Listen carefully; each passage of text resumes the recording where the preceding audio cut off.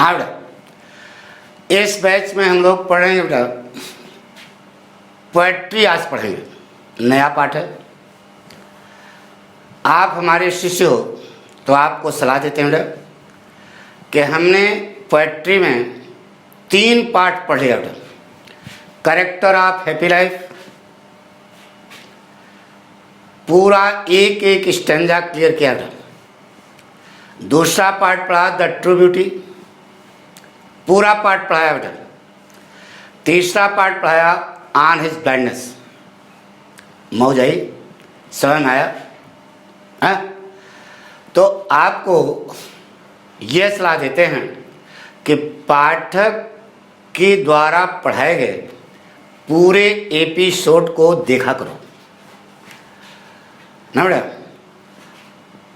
पक्का है कि आपको समझ आएगा बेटा ना बेटा,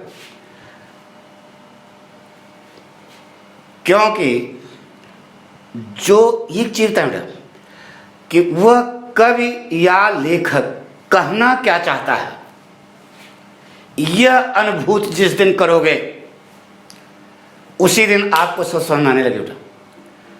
दूसरी चीज, पाठक स्टाइल यह है कि रटना नहीं बेटा,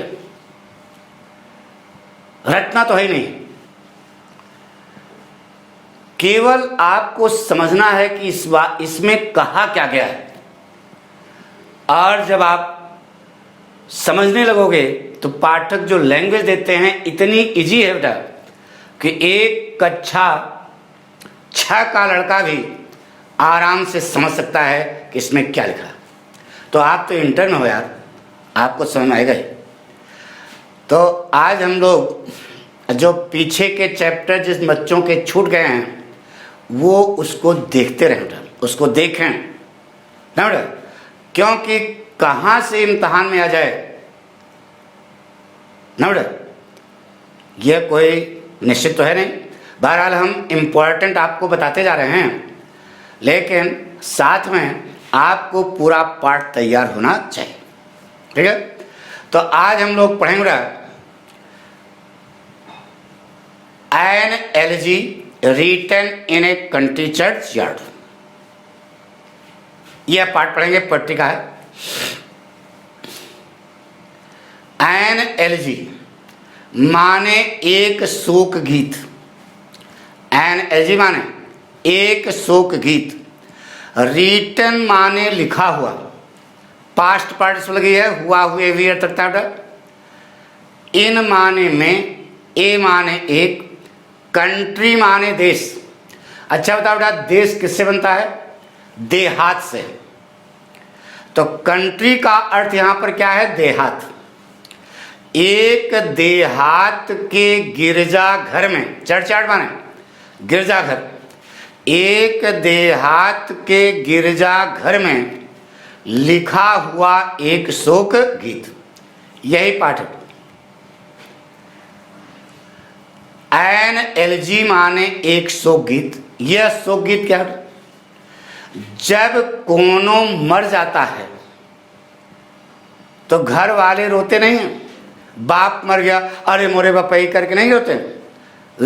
भाई मर गया, अरे मोरे बेरना करके नहीं रोते हैं। तो वह जो विलाप है दैट इज कॉल्ड एलजी, उसी को एलजी कहा जाता है, ठीक है। तो an elegy written in a country churchyard. अब आप स्टूडेंट हो, कुछ सीखना चाहोगे? हाँ, कुछ सीखना चाहोगे ना, तो सीखो। आपको बताया गया होगा बेटा कि प्रोज राइट होता है, बताया गया होगा प्रोज राइट होता है, पोएट्री कंपोज होती है। क्या होती है? रचना की जाती है। और स्टोरी माने कहानी डेविस होती है। प्रोज राइट होता है, लिखा जाता है। पोएट्री कंपोज होती है, रचना की जाती है। और स्टोरी माने कहानी को डेविस किया जाता है। तो गुरुजी, यह प्रोज है कि पोएट्री है कि स्टोरी है? तो गुरुजी तो पोएट्री है। तो पोएट्री है तो जो राइट शब्द यहां लगा है रिटन, कंपोज्ड होना चाहिए हमारे आंसर। क्या होना चाहिए? कंपोज्ड होना चाहिए। अरे यार स्टूडेंटों समझा रहे, समझ रहे हो? प्रोज राइट होता है, पोएट्री कंपोज होती है, और स्टोरी जो है डेविस की जाती है। तो गुरुजी थॉमस ग्रे इस पाठ के लेखक हैं। थॉमस ग्रे को कंपोज की स्पेलिंग नहीं आती थी। लिखना चाहिए an elegy composed in a country churchyard. पहले जो हेडिंग है उसका अर्थ समझो। तो जो आपको रटाया गया कि कंपोज डेविस और राइट, गलत बताया गया। कंपोज राइट क्या होता है? राइट तब होता है जब कोई सच्चाई लिखी जाती है, हकीकत जब लिखी जाती है तो उसके लिए हम राइट शब्द का इस्तेमाल करते हैं। कल्पना के तहत कोई बात लिखी जाती है तो उसे हम कंपोज कहते हैं। कल्पना करके कोई चीज लिखी जाती है, दैट इज कॉल्ड कंपोज। और डेविस वहां लिखा जाता है बेटा जहां पर कुछ बढ़ा चढ़ा करके झूठा वगैरह फिक्शन जोड़ा जाए, दैट इज कॉल्ड डेविस। तो यहां पर राइट शब्द इस्तेमाल किया गया, रिटन शब्द इस्तेमाल किया गया। इसका मतलब क्या है कि जो पाठ लिखा गया बिल्कुल हकीकत है, उसमें कोई कल्पना नहीं है, वास्तविकता लिखी गई है। इसलिए यहां पर कंपोज शब्द इस्तेमाल नहीं किया गया। क्या किया गया बेटा? Right, written. तो an elegy written in a country churchyard. Written शब्द क्यों लगा? समझ आया ना? एक देहात, कंट्री माने क्या होता है? देश। देश किससे बनता है? देहात से। तो वहां पर कंट्री का अर्थ क्या है? देहात। एक देहात के गिरजाघर में लिखा हुआ एक शोक गीत। इस पाठ को लिखा हुआ थॉमस ग्रे ने, जिसे अंग्रेजी साहित्य जगत में एक ट्रांजिशनल पोएट के रूप में जाना जाता था। ट्रांजिशनल पोएट क्या है? युग प्रवर्तक, यानी कि जो युग की शुरुआत करे, जो युग को ही बदल दे। ऐसे कब हुए? कौन?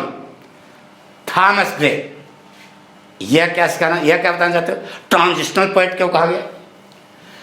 तो इनके जमाने में, थॉमस ग्रे के जमाने में, अंग्रेजों के यहां जो मोटी मुर्गियां होती थी, मतलब पैसे वाली होती थी, वह गरीबों का मजाक उड़ाती थी। कैसे? अरे यार चलो यार, तुम्हारे बाप को जानते हो, सब्जी बेचते थे, ठेलियां लगाते थे, खोंचा। इस प्रकार से कहकर पैसे वाले लोग गरीबों का क्या करते थे? अपमान करते थे। थॉमस ग्रे ने समाज में एक नई जागृति पैदा की इस प्रकार की कविताएं लिखकर। कबीरदास जी का नाम सुना होगा आपने। युग प्रवर्तक थे बेटा, जिन्होंने युग को बदल दिया, नए युग की क्या की शुरुआत की। गौतम बुद्ध का नाम सुना होगा, समाज को जो बदल दे। अरे छोड़ो यार, मॉडर्न स्टूडेंट हो, आजकल के नए विद्यार्थी हो, अमिताभ बच्चन का नाम सुना होगा। यह भी सुना होगा पूरे ऑल ओवर वर्ल्ड फेमस है। क्यों? क्या लंबे बहुत हैं इसलिए? क्या बहुत सुंदर हैं इसलिए फेमस हैं? क्या बहुत पैसे वाले हैं इसलिए फेमस हैं? बहुत अच्छी एक्टिंग करते हैं इसलिए फेमस हैं? नहीं बेटा। आपको मालूम होगा कि ब्रिटेन में म्यूजियम में इनका पुतला बना करके रखा गया है। किसका? अमिताभ बच्चन का। किसका? अमिताभ बच्चन के मोम के पुतले जो फेमस आदमी हैं उस म्यूजियम में रखे गए हैं। उनमें अमिताभ बच्चन भी एक, पूरे ऑल ओवर वर्ल्ड फेमस। क्यों? अमिताभ बच्चन के फिल्म इंडस्ट्री में आने के पहले पिक्चरें जो बनती थी वह राजा महाराजा धनाढ़यों पर बनती थी। से मुगले आजम नाम सुना होगा, पैसे वाले लोग जो हैं उन पर बनती थी बेटा पिक्चर। अमिताभ बच्चन के फिल्म इंडस्ट्री में आने से पहले मान लीजिए कि एक आदमी घंटा घर में ट्रेन से उतरा, एक आदमी घंटा घर में ट्रेन से क्या हुआ उतरा, बाहर निकला, एक रिजर्व रिक्शा किया, अरे मनई वाला रिक्शा यार, और साकेत नगर तक उस रिक्शे से आया।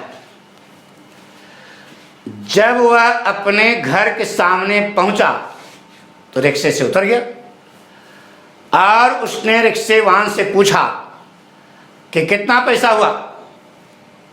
तो उसने कहा बाबूजी 5 रुपया चार्ज हुआ। तो बाबूजी ने अपनी जेब में हाथ डाला और 2 रुपया निकाला, उसको पकड़ाने लगे। उसने कहा नहीं बाबूजी नहीं, ये बहुत कम है, हम पेट पे लात न मारो, गरीब है बेचारा, कह रहा। तो उस महोदय ने, अब घर के सामने पहुंच गए भाई, रंगबाजी है, तो 2 रुपया उससे छीन करके अपनी जेब में रखा और उसको 2 कंटाप मारा। कहा जब भाग यहां से, 2 रुपया लेना हो तो नहीं जाओ, 5 रुपया हम नहीं देंगे। अब वह बेचारा खाली हाथ रोता हुआ चला गया। उसके सामने कोई उपाय नहीं था। यानी कि गरीबों की, दलितों की, वंचितों की बहुत ही दयनीय स्थिति थी। अमिताभ बच्चन के फिल्म इंडस्ट्री में आने के पहले, अमिताभ बच्चन फिल्म इंडस्ट्री में आए तो उन्होंने कुली का रोल करके, जूते में पॉलिश करके, खड़खड़ा चला करके समाज में एक नई जागृति पैदा की। मर्द तांगे वाला यार, मर्द पिक्चर देखा ना, कुली नामे है, जिसमें अमिताभ बच्चन को चोट लगी थी। जूते में पॉलिश करके दीवार पिक्चर देखा होगा। इस प्रकार का रोल करके उन्होंने समाज में एक नई जागृति पैदा की और नीचे तबके वाला इंसान उठ करके खड़ा हुआ। गरीब, दलित, वंचित, शोषित, ये उठ करके खड़े हुए, समाज में एक बदलाव आया।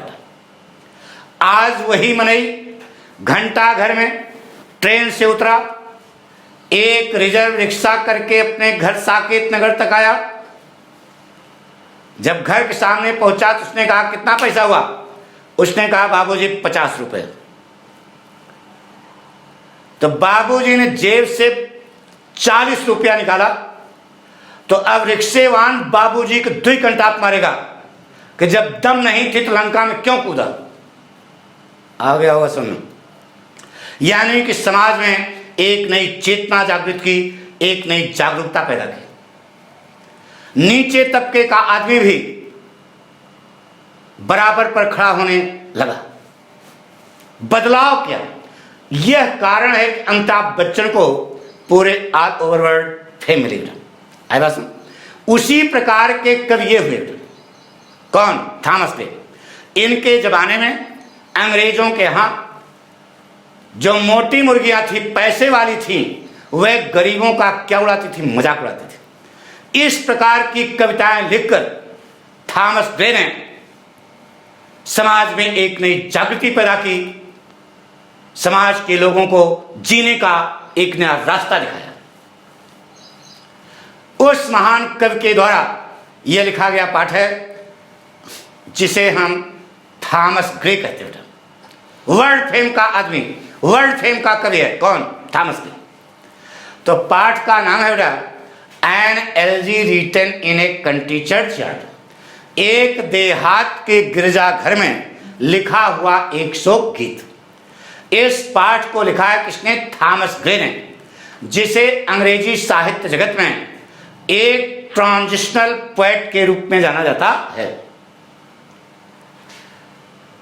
कविता का प्रकार क्या है? एलजी साफ साफ लिखे शोक गीत। इस कविता में राइम स्कीम है ए बी मिला लो। देखो बेटा, पहली लाइन के अंत में होगा डे, ड पे ए की मात्रा ए, डे।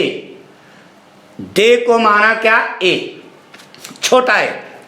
दूसरी लाइन के अंत में लिखा होगा ली, लप बड़ी की मात्रा ली, ई, इसको उच्चारण नहीं मिला, इसको मान लिया क्या, बी। तीसरी लाइन के अंत में लिखा होगा वे, तो डे का उच्चारण किससे मिला, वे से, तो इसको क्या मान लिया, ए। ली का उच्चारण किससे मिलेगा, देखो चौथी लाइन के अंत में लिखा होगा मी, तो ली का उच्चारण किससे मिला, मी से, तो यहां क्या मान लिया, बी। तो राइम स्कीम क्या बनी बेटा, तुकबंदी क्या बनी, ए बी, पक्का। कविता की थीम है आपको लिए, पूरा पाठ आपके लिए भी बहुत जरूरी है बेटा, आपकी बोर्ड परीक्षा के लिए जरूरी है। मोस्ट इंपॉर्टेंट पाठ पढ़ने जा रहे हो, बहुत इंपॉर्टेंट है बेटा। इसलिए आपको सलाह देते हैं कि आप रोज शाम 5 बजे अपनी किताब, कलम और मोबाइल खोल करके बैठ जाओ। मौज आएगी बेटा, मौज आएगी तो ज्ञान होगा, परीक्षा होगी तो आपको नंबर भी अच्छा मिलेगा। यह पाठक का फॉर्मूला है। जो सबसे कमजोर विद्यार्थी है उसको भी पाठक की भाषा समझ में आ जाए, यही पाठक की क्या है बेटा, कला। Self praise is not recommendation. हम आज प्रशंसी नहीं बेटा। ऐसा जो बच्चों को पढ़ाते हैं वो कहते हैं कि हमको समझ में आ गया, इसलिए जो कमजोर हैं वे भी निराश ना हों, पाठक की भाषा समझें ना बेटा। पाठ की थीम है क्या है कि ज्यादा तोपची बनने की जरूरत नहीं है। जिंदगी रूपी यात्रा का अंतिम मकसद भैरव घाट है। चाहे राजा हो, चाहे रंक हो, चाहे अकबर हो, चाहे अशोका हो, चाहे पाठक जैसे समाज के गरीब लोग हों, हमारी बात सुनो ना, सबका गंतव्य क्या है, अंतिम पड़ाव क्या है, कब्र है, मौत है। इसलिए हमें अपनी किसी भी चीज पर घमंड नहीं करना चाहिए। यही पाठ की थीम है। अरे धन पर घमंड है तभी तो गरीबों का मजाक उड़ा रहे हो यार, तो आपको गरीबों का मजाक उड़ाने का कोई हक नहीं है। यह पाठ सिखाएगा। बात समझ? तो पाठ में है क्या चीज बेटा, पहले स्टैंजा क्या है उसको समझा दें। शाम का समय है, कवि एक देहात के गिरजाघर में बैठा है। उसी समय चर्च यार्ड की घंटी बजती है, तो चर्च यार्ड की घंटी की आवाज को सुनकर चर्च यार्ड के आसपास के खेतों में चरने वाले जानवर, काम करने वाले किसान अपने घर को वापस जा चुके हैं। अब उस चर्च यार्ड के अंधेरे में कवि अकेला है। यही इतनी बात हमको बतानी है, लेकिन कैसे बतानी है, कविता के माध्यम से। पाठ का पहला स्टैंजा समझा गया, तो शुरू किया जाए। तो ध्यान सुनो बेटा, किताब देखिए, शुरू करते हैं। लिखा बेटा, the curfew tolls the knell of parting day, the lowing herd went slowly over the lea, the ploughman homewards plods his weary way and leave the world to darkness and to me. यही पाठ। यह जो अभी आपको बताया ऊपर, इसको कवि ने कैसे कहा है, यही तो साहित्य है। साहित्य यही है कि कितने अच्छे ढंग से उसको कहा जाए, यही साहित्य होता बेटा। तो शुरू किया जाए, किताब देखिए बेटा।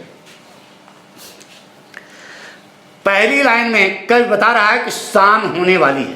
क्या होने वाली? तो कैसे कह रहा है कि शाम होने वाली है, इस बात को कवि कैसे कह रहा है आपको समझना था। क्या लिखा? द कर्फ्यू, कलम है हाथ में ना, द कर्फ्यू टोल्स, टोल्स माने बजना, कर्फ्यू की घंटी बजती है। अच्छा बताओ बेटा, कितने लड़के देहात से संबंधित हैं? हाथ उठाओ। देहात से मतलब देहात जानते हैं। अरे बहुत तो शर्मा रहे हैं यार, हाथे नहीं उठा रहे हैं, सोच रहे हैं हमको देहाती कर रहे हैं। अरे लंटो, पाठक के गुरुजी जो आपको पढ़ा रही है पक्के देहाती हैं। हम ये पूछ रहे हैं कि गांव से कितने, कुछ लड़के तो भाई नहीं टच में होंगे, उनका यही शहर में जन्म और सब है। लेकिन कुछ लड़के गांव से भी संबंधित होंगे बेटा। तो जो लड़के गांव से संबंधित होंगे, थोड़ा बहुत गांव के बारे में जानते होंगे, उनको यह पाठ ज्यादा समझ में आएगा, पक्का है। तो दृश्य समझ जाओ, बचपना में चले जाओ, अपने गांव पहुंच जाओ ना बेटा, तब ज्यादा समझ में आएगा। किताब देखो, लिखा बेटा, द कर्फ्यू टोल्स, कर्फ्यू की घंटी बजती है। टोल्स माने बजना। एक एक शब्द का बहुत व्यापक अर्थ है बेटा। जो पाठ है उसमें घुस जाओ, सारी बात आपको समझ में आएगी। चैलेंज करते हैं, जल्दी आओ नहीं। द कर्फ्यू टोल्स, कर्फ्यू की घंटी बजती है। शाम का समय है, कब एक देहात के गिरजाघर में बैठा है। उसी समय कवि का काल्पनिक दिमाग काम कर रहा है। क्या करा? तो कर्फ्यू की घंटी बजती है। द कर्फ्यू टोल्स का अर्थ हुआ। अब एक लड़का खड़ा हुआ, उसने कहा गुरु लड़टो क्या? हमने कहा है? उसने कहा समझाइए यहां कर्फ्यू टोल्स क्यों लिखा गया?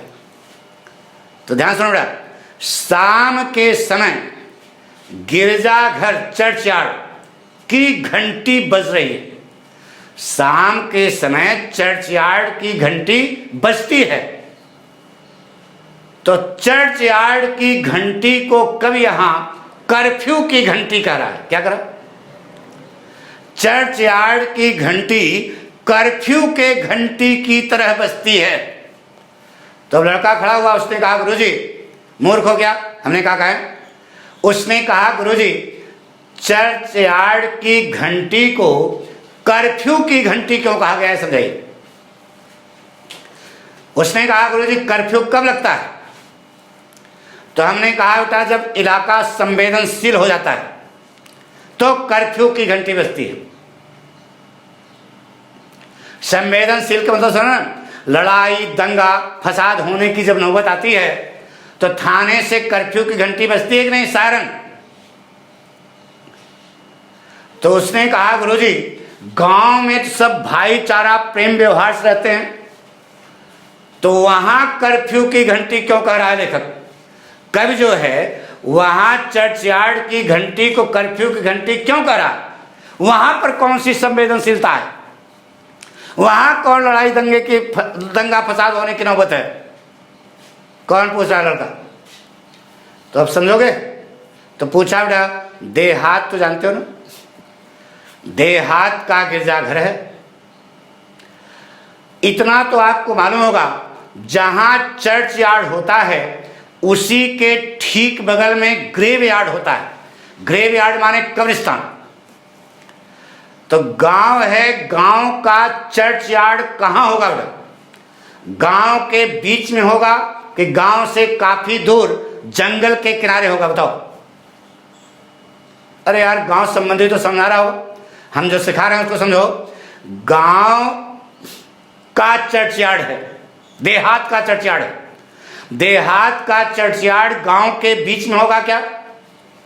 गांव के बीच में कब्रिस्तान होगा क्या? मुर्दा गांव के बीच में गाड़ा जाएगा क्या? नहीं ना। यानी कि चर्च यार्ड गांव से काफी दूर जंगल के किनारे होगा। क्योंकि उसके ठीक बगल में क्या होता है? कब्रिस्तान होता है।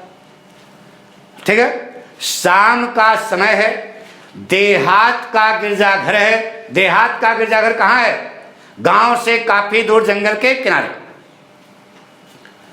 तो उस समय शाम के समय वहां पर किसका आतंक होगा, किसका भय होगा? किसका भय होगा बताओ? जंगली जानवरों का भय होगा। जंगली जानवरों का आतंक होगा। कहां? चर्च यार्ड के आसपास। कब के समय? शाम के समय। तो चर्च यार्ड की घंटी को क्या बना दिया? कर्फ्यू की घंटी। आतंक किसका है? जंगली जानवरों का। तो चर्च यार्ड के नंबर, चर्च यार्ड की घंटी कर्फ्यू की घंटी की तरह बजती है, जो बता रही है कि चर्चयार्ड के आसपास का इलाका जंगली जानवरों के भय और आतंक से व्याप्त होने वाला। आतंक किसका बना दिया? जंगली जानवरों का। इसलिए वह कर्फ्यू की घंटी का राउट है। पॉइंट समझा? क्योंकि कर्फ्यू जब लगता है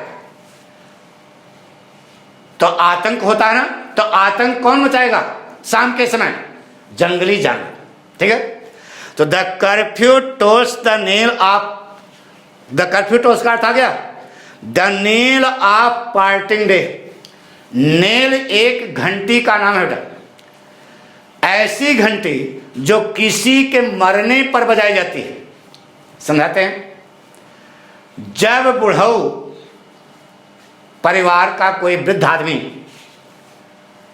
100 साल हो करके मरता है तो उसका लड़कवा परिवार वाले घड़ी घंटाल बजाते हुए उसे नदी के घाट पे ले जाते हैं, भैरव घाट। हमारी बात सुना रहे? तो यह जो मरने पर जो घंटी बजाई जाती है उसे नेल कहा जाता है, KNELL। तो गुरुजी, फिर लड़का पूछे, गुरुजी यहां मरा कौन? तो the knell of parting day. Part माने अलग होना, डे माने दिन। दिन अलग हो रहा है। तो दिन कब अलग होता है बेटा? शाम के समय। ध्यान सुनो बेटा, दिन की 3 स्थितियां: बचपना, जवानी और बुढ़ापा। जिस समय सूर्य उगता है उस समय दिन का बचपना रहता है, और जब सूर्य यहां ऊपर आ जाता है 12 बजे 1 बजे तो यह दिन की क्या है? जवानी है। और दिन अलग हो रहा है। तो दिन अलग कब होता है? शाम के समय। तो जब सूर्य अस्ताचल की ओर जाता है उस समय दिन का क्या है? बुढ़ापा है ना बेटा? तो दिन अलग हो रहा है, मतलब दिन बूढ़ा हो रहा है। तो बूढ़े दिन की मौत पर मरा कौन? बूढ़ा दिन। जब जवान मरता है तो लोग घड़ी घंटाल बजाते हुए भैरव घाट नहीं ले जाते, लेकिन जब बुढ़ऊ मरते हैं तो घर परिवार वाले खुशी में घड़ी घंटाल बजाते हुए इसे भैरव घाट ले जाते हैं, यानी नदी किनारे जलाने के लिए जो भी संस्कार है करने के लिए ले जाते। तो यहां पर मरा कौन? दिन। जवानी में, एक बुढ़ापा में। अरे शाम के समय दिन बूढ़ा हो गया तो बूढ़े दिन की मौत पर चर्चयार्ड की घंटी नेल घंटी की तरह बजती है, जो यह बता रही है कि अब बच्चों शाम होने वाली है। पहली लाइन क्लियर हो गई क्या? शाम का समय है। कब एक देहात के गिरजाघर में बैठा है, उसी समय चर्चयार्ड की घंटी कर्फ्यू के घंटी की तरह बजती है, जो बता रही है कि चर्चयार्ड के आसपास का इलाका जंगली जानवरों के भय और आतंक से व्याप्त होने वाला। द कर्फ्यू टोल्स का अर्थ केवल होगा। दूसरा, बूढ़े दिन की मौत पर, पार्टिंग डे, दिन अलग हो रहा है मतलब वृद्ध हो गया है। तो बूढ़े दिन की मौत पर चर्चयार्ड की घंटी नेल घंटी की तरह बजती है, जो बता रही है कि अब शाम होने वाली। अच्छा बताओ ना, जब इलाके में कर्फ्यू लग जाता है तो लोग सड़क पर निकल आते हैं, घर में घुस जाते हैं। घर में घुस जाते हैं तो कर्फ्यू की घंटी बजी है। अब आगे क्या हुआ? The lowing heard. लोइंग माने हुंकार मारते हुए, ऊ करते हुए, चौकरते हुए, पूंछ ऊपर उठा करके खड़बड़ खड़बड़ भाग रहे हैं। हर्ड माने जानवरों का समूह। तो चर्चयार्ड में बजी, देहात की तरफ से देख लो ना, जंगल में जो चर्चयार्ड के आसपास जानवर चल रहे थे खेतों में, तो जंगल में ना, जंगल में है ना चर्चयार्ड, चर्चयार्ड के आसपास के खेतों में जो जानवर, पालतू जानवर, हर्ड माने जानवरों का समूह माने पालतू जानवर जो चल रहे थे, ऐसे ऐसे वह हुंकार मारते हुए, ऊं करते हुए, चौकरते हुए अपनी पूंछ ऊपर करके अपने घर को वापस जा रहे। जानवरों का दृश्य बता दिया। ये सब बस केवल ये लिखा द लोइंग हर्ड, बस रभाते हुए जानवर, हुंकार मारते हुए जानवर, ऊं करते हुए जानवर अपने घर को वापस जा रहे हैं। क्यों? क्योंकि उन्हें जंगली जानवरों से क्या है? डर। तो घर में घुस जाएंगे। विंड माने हवा। अब चारागाह खाली हो गया। गैया, भैंसिया, पणिया, पणवा जो खेत में चल रहे थे वह अपने घर को वापस जा रहे हैं क्योंकि उन्हें जंगली जानवरों से क्या है? डर। विंड माने चारागाह खाली हो गया, तो विंड माने हवा, स्लोली माने धीरे धीरे, ओवर माने ऊपर, डली माने चारागाह। अरे ग्रास लैंड यार, जहां घास गैया भैंसिया जहां चढ़ती हैं, चारागाह के ऊपर मंद मंद धीरे धीरे क्या चल रही बेटा? हवा चल रही है। पूरा सजीव चित्रण है। गैया भैंसिया चले गए अपने घर शाम के समय, क्यों? उन्हें जंगली जानवरों से डर है। चारागाह खाली हो गया तो उसके ऊपर ठंडी ठंडी धीरे धीरे मंद मंद क्या बरी? हवा बरी। कहां? चारागाह के ऊपर। द प्लाउ मैन माने किसान लोग। प्लाउ मैन, किसान तीन प्रकार के होते हैं। एक तो होता है फार्मर, जिसके पास बड़े बड़े फार्म हैं, 400-500 बीघे काश्तकार है।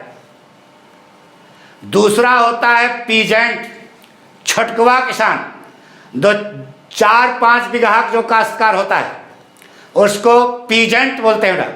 यहां किसकी बात हो रही है? Plough man. प्लाउ माने हल, मैन माने आदमी, हल चलाने वाला आदमी। अरे हरवाह यार गांव में कहा जाता है, हल चलाने वाले जो आदमी।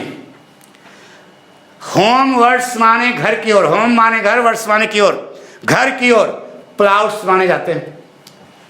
यानी कि किसान लोग चर्च यार्ड में बजी हुई कर्फ्यू की घंटी की आवाज को सुनकर चर्च यार्ड के आसपास के खेतों में काम करने वाले जो किसान हैं, हल चलाने वाले जो किसान हैं, वे भी प्लाउड्स माने जाते हैं, होमवर्ड्स माने घर की ओर।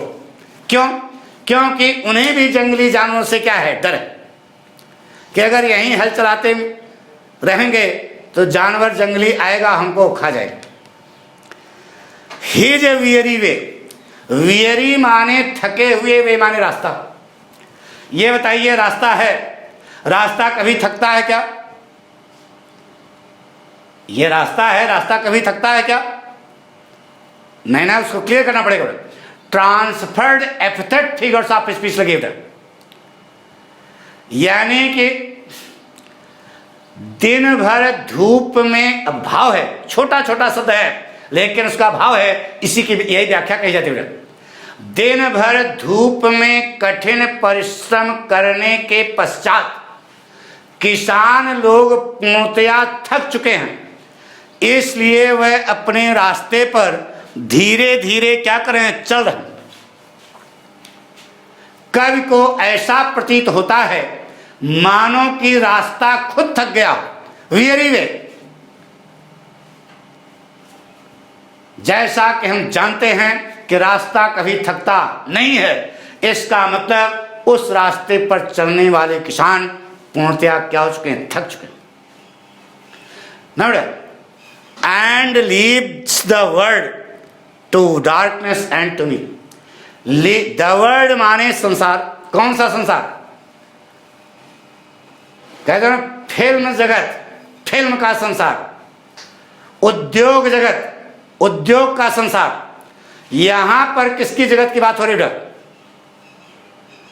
चर्च यार्ड का जो संसार है, चर्च यार्ड का जो क्षेत्र है, चर्च यार्ड का जो एरिया है।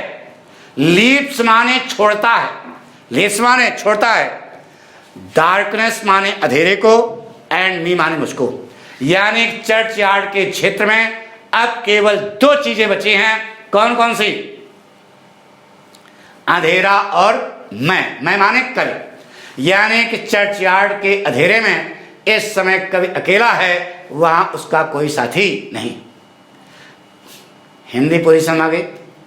अब जो हम अंग्रेजी बोलेंगे उसको ध्यान सुनना बेटा। एक बार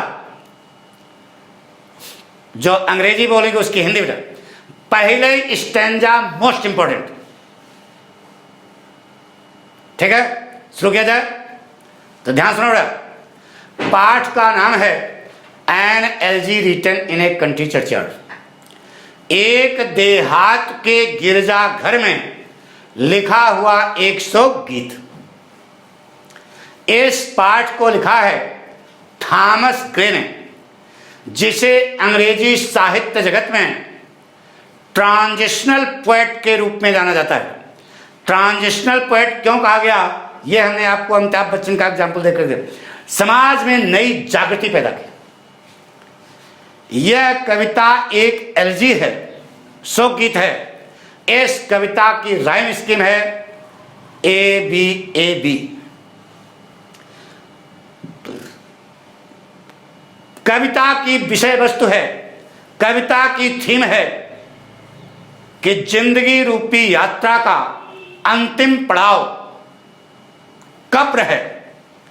जिंदगी रूपी यात्रा का अंतिम लक्ष्य भैरव घाट है। इसलिए हे पाठकों, हमें अपनी किसी भी चीज पर घमंड नहीं करना चाहिए। घमंड बहुत होता है। आप विद्यार्थी हो, आप एक ऊपर बताते हो, कक्षा में 60-65 विद्यार्थी हैं, उसमें से 2 सवाल मैथ का आपको ज्यादा आने लगा तो आप कक्षा में ऐंठे रहते हो, घमंड करने लगते हो, अरे हमको ज्यादा आता है। नहीं, ऐसा नहीं करना चाहिए। किसी भी चीज पर आपको घमंड नहीं करना चाहिए। अरे यार, तुम्हारी तरह हम भी विद्यार्थी थे। अगर एको सवाल ज्यादा आने लगा और विद्यार्थियों को नहीं आ रहा है तो अंदर से घमंड महसूस होता है कि हम तो बहुत बड़े तोपचे हैं। ये सब आज से न करना। जो आपको आता है अपने साथियों को बताओ, अपने दोस्तों को बताओ, क्योंकि व्यय कृते वर्धते एव नित्यम। अगर आप अपने ज्ञान को बांटते हो तो आपका ज्ञान क्या होता है, बढ़ता है। यही एक ऐसा धन है, विद्याधन, जो खर्च करोगे तो बढ़ता जाएगा। तो शुरू करें बेटा। अपनी जादुई कलम की ताकत के माध्यम से कवि ने इस पाठ के शुरू के स्टैंजा में एक देहात के गिरजाघर के आसपास के प्राकृतिक सौंदर्य का सजीव चित्र प्रस्तुत करने की क्या की है, कोशिश की है। शाम का समय है, कवि एक देहात के गिरजाघर में बैठा है। उसी समय चर्चयार्ड की घंटी कर्फ्यू के घंटी की तरह बजती है, जो बता रही है कि चर्चयार्ड के आसपास का इलाका जंगली जानवरों के भय और आतंक से व्याप्त होने वाला। बूढ़े दिन की मौत पर, दिन बूढ़ा हो गया, बूढ़े दिन की मौत पर चर्चयार्ड की घंटी नील घंटी की तरह बजती है, जो यह बता रही है कि अब शाम होने वाली। तो चर्चयार्ड में बजी हुई कर्फ्यू की घंटी की आवाज को सुनकर चर्चयार्ड के आसपास के खेतों में पूरा हकीकत, इसीलिए रिटर्न शब्द का पूरा रियल पिक्चर खींच रहा है। चर्चयार्ड शाम के समय चर्चयार्ड में बजी हुई कर्फ्यू की घंटी की आवाज को सुनकर चर्चयार्ड के आसपास के खेतों में चरने वाले जानवर, पणिया, पणवा, गैया, भैंसिया अपने घर को वापस जा रहे हैं, क्योंकि उन्हें जंगली जानवरों से क्या है, भय। चारागाह खाली हो गया तो चारागाह के ऊपर मंद मंद मंथर मंथर गत से ठंडी ठंडी चौकस क्या बह रही है, हवा बह रही है। चर्चयार्ड में बजी हुई कर्फ्यू की घंटी की आवाज को सुनकर चर्चयार्ड के आसपास के खेतों में काम करने वाले जो किसान हैं, प्लाउमैन, वे भी अपने घर को वापस जा रहे हैं, क्योंकि उन्हें भी जंगली जानवरों से क्या है, भय। अपने थके हुए रास्ते पर जा रहे हैं। क्लियर करो। दिन भर धूप में कठिन परिश्रम करने के बाद किसान लोग पूर्णतया थक चुके हैं, इसलिए वे अपने रास्ते पर धीरे, ये देखो इशारा, हल कंधे पर है, अपने रास्ते पर धीरे धीरे चल रहे हैं। कभी को ऐसा प्रतीत होता है मानो कि रास्ता खुद थक गया। जैसा कि हम जानते हैं रास्ता कभी थकता नहीं है, इसका मतलब उस रास्ते पर चलने वाले किसान पूर्णतया क्या हो चुके हैं, थक चुके हैं। तो चर्च यार्ड में बजी हुई कर्फ्यू की घंटी की आवाज को सुनकर चर्च यार्ड के आसपास के खेतों में चरने वाले जानवर और काम करने वाले किसान अपने घर को वापस जा चुके हैं, क्योंकि उन्हें जंगली जानवरों से क्या है, डर। अब चर्च यार्ड के क्षेत्र में, चर्च यार्ड के संसार में, चर्च यार्ड के आसपास केवल दो चीजें बची हैं, अंधेरा और कवि। यानी कि उस चर्च यार्ड के अंधेरे में कवि इस समय क्या है, अकेला है, उसका वहां कोई दूसरा साथी, उसका साथी केवल एक है, क्या, अंधेरा। यानी चर्च यार्ड में दो चीजें हैं, कवि और अंधेरा। पहला स्टैंडर्ड समझ आ गया, पक्का, कॉन्फिडेंस। तो ध्यान सुनो, शुरू करने जा रहे हैं, शुरू करें। ध्यान सुनो, मन बनाना जरा। हाँ, मन बनाइए। एक चीज ध्यान रखो, कवि कहना क्या चाहता है उसको बिल्कुल आप आत्मसात करिए। गांव का दृश्य है, पूरा समझ आ गया होगा। तो अब हम अंग्रेजी बोलने जा रहे हैं। ध्यान सुनो, ध्यान सुनो, मन बनाना जरा सा। The poem an elegy written in a country church yard has been composed by Thomas Gray, who is famous as a transitional poet in the world of English literature. This poem is an elegy. The rhyme scheme of the poem is A-B-A-B.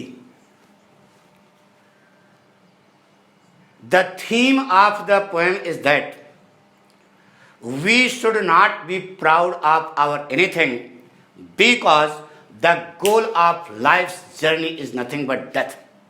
The goal of life's journey is nothing but grave. जिंदगी रूपी यात्रा का अंतिम पड़ाव कुछ नहीं है, क्या है, कब्र। तो शुरू करते हैं। By using the power of his magic pen, the poet Thomas Gray has tried his best to draw the real picture of the beautiful surroundings of nature in the churchyard of his country at the time of evening in the opening stanza of this poem. फिर से एक बार ध्यान सुनो। By using the power of his magic pen, the poet Thomas Gray has tried his best to draw the real picture of the beautiful surroundings of nature around the churchyard of his country at the time of evening in the opening stanza of this poem. It is about to be evening. The poet Thomas Gray is sitting in the churchyard of his country at the time of evening. In the meantime, the bell of the churchyard is rung like a curfew bell. The bell of the churchyard is rung like a curfew bell, which is indicating that the atmosphere is about to be filled with the horror and terror of the wild animals.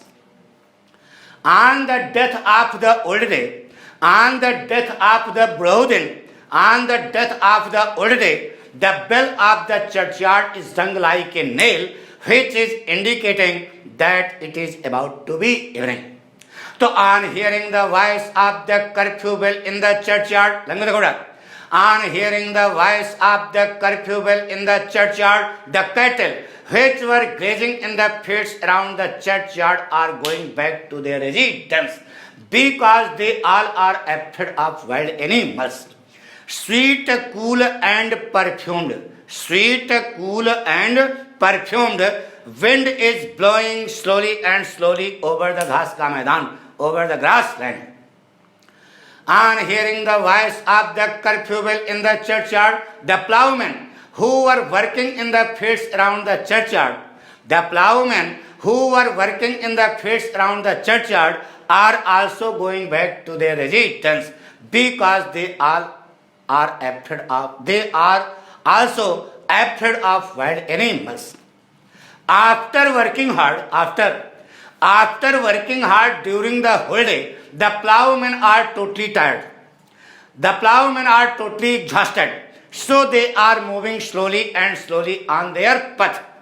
It seems to the poet as though the way itself has been tired. As we know, the way never tires. रास्ता कभी थकता नहीं है. It means the plowmen who are moving on the way are totally tired. So on hearing the voice of the curfew bell in the churchyard, the plowmen and the cattle that were in the fields around the churchyard have gone back to their residence because they all are afraid of wild animals. Now the poet is alone in the darkness of the churchyard. There is no companion of the poet in the churchyard but darkness. In this way, the poet Thomas Gray has tried his best to draw the real picture of the beautiful surroundings of nature around the churchyard of a country at the time of evening in the opening stanza of this poem. कुछ समझ में पक्का? एक बार मन बनाओ बेटा, प्रश्न आएगा बेटा, पक्का समझ में, भड़बड़ाओ नहीं, आराम से. एक बार फिर हिंदी बताते बेटा. पाठ का नाम है an elegy written in a country churchyard. इस पाठ को लिखा है थॉमस ग्रे ने, जिसे अंग्रेजी साहित्य जगत में एक ट्रांजिशनल पोएट के रूप में जाना जाता है. यह कविता एक एलजी है, शोक गीत है. इस कविता की राइम स्कीम है ए बी ए बी. कविता की विषय वस्तु है कि हमें अपनी किसी भी चीज पर घमंड नहीं करना चाहिए, क्योंकि जिंदगी रूपी यात्रा का अंतिम मकसद भैरव घाट है. जिंदगी रूपी यात्रा का अंतिम मकसद कब्र है. शाम का समय है. ऐसा अपनी जादुई कलम की ताकत के माध्यम से कवि ने इस पाठ के शुरू के स्टेंजा में शाम के समय एक देहात के गिरजाघर के आसपास के प्राकृतिक सौंदर्य का सजीव चित्र, बिल्कुल हकीकत देख रहे हो, सजीव चित्र प्रस्तुत करने की कोशिश की. पहली लाइन बताती है, पूरा पहली लाइन का अर्थ है कि शाम होने वाली है. शाम होने वाली है. कवि थॉमस ग्रे एक देहात के गिरजा गांव, दूर है ना, देहात से काफी दूर है, एक देहात के गिरजाघर में बैठा है. उसी समय चर्च यार्ड की घंटी कर्फ्यू के घंटी की तरह बजती है, जो सूचित कर रही है कि चर्च यार्ड के आसपास का इलाका जंगली जानवरों के भय और आतंक से व्याप्त होने वाला. बूढ़े दिन की मौत पर चर्च यार्ड की घंटी नील घंटी की तरह बजती है, जो बता रही है कि बच्चों अब शाम होने वाली. तो चर्च यार्ड में बजी हुई कर्फ्यू की घंटी की आवाज को सुनकर चर्च यार्ड के आसपास के खेतों में चरने वाले पालतू जानवर अपने घर को वापस जा रहे हैं, क्योंकि उन्हें जंगली जानवरों से क्या है, डर. चारागाह के ऊपर मंद मंद मंथर मंथर गत से चौकस क्या बह रही है, हवा बह रही है. चर्च यार्ड में बजी हुई कर्फ्यू की घंटी की आवाज को सुनकर के चर्च यार्ड के आसपास के खेतों में काम करने वाले किसान भी अपने घर को वापस जा रहे हैं, क्योंकि उन्हें भी जंगली जानवरों से क्या है, डर है. दिन भर धूप में कठिन परिश्रम करने के बाद किसान लोग पूर्णतया थक चुके हैं, इसलिए वे अपने रास्ते पर धीरे धीरे चल रहे हैं. कवि को ऐसा प्रतीत होता है मानो कि रास्ता खुद थक गया. जैसा कि हम जानते हैं कि रास्ता कभी थकता नहीं है, इसका मतलब उस रास्ते पर चलने वाले किसान पूर्णतया थक चुके हैं. Transferred epithet figures of speech है बेटा. तो चर्च यार्ड में बजी हुई कर्फ्यू की घंटी की आवाज को सुनकर चर्च यार्ड के आसपास के खेतों में चरने वाले जानवर, काम करने वाले किसान अपने घर को वापस जा चुके हैं, क्योंकि उन्हें जंगली जानवरों से क्या है, डर. अब चर्च यार्ड के संसार में कवि का साथी कोई नहीं है, केवल अंधेरा है. यानी चर्च यार्ड के अंधेरे में कवि इस समय क्या है, अकेला. इस प्रकार से कवि ने इस पाठ के शुरू के स्टेंजा में शाम के समय एक देहात के गिरजाघर के आसपास के प्राकृतिक सौंदर्य का बिल्कुल सजीव चित्र प्रस्तुत करने की क्या की है, कोशिश की. आ गया होगा समझ में, हिंदी आ गई. शुरू करें. अब मन बना बेटा, तभी मजा आएगी. कहूँगा स्टेंजा मोस्ट इंपोर्टेंट है बेटा, बहुत पूछा जाता है. ध्यान सुनो बेटा. The poem An Elegy written in a country churchyard has been composed by Thomas Gray, who is famous as a transitional poet in the world of English literature. This poem is an elegy. The rhyme scheme of the poem is A B A B. The theme of the poem is that we should not be proud of our anything because the goal of life's journey is nothing but death. The goal of life's journey is nothing but grave. So by using the power of his magic pen, the poet Thomas Gray has tried his best to draw the real picture of the beautiful surroundings of nature around the churchyard of a country at the time of evening in the opening stanza of this poem. It is about to be evening. The poet Thomas Gray is sitting in the churchyard of a country at the time of evening. In the meantime, the bell of the churchyard is rung. The bell of the churchyard is rung like a curfew bell, which is indicating that the atmosphere is about to be filled with the horror and terror of the wild animals. On the death of the old day, the bell of the churchyard is rung like a nail, which is indicating that it is about to be evening. So on hearing the voice of the curfew bell in the churchyard, the cattle which were grazing in the fields around the churchyard are going back to their residence because they all are afraid of wild animals. Sweet, cool and perfumed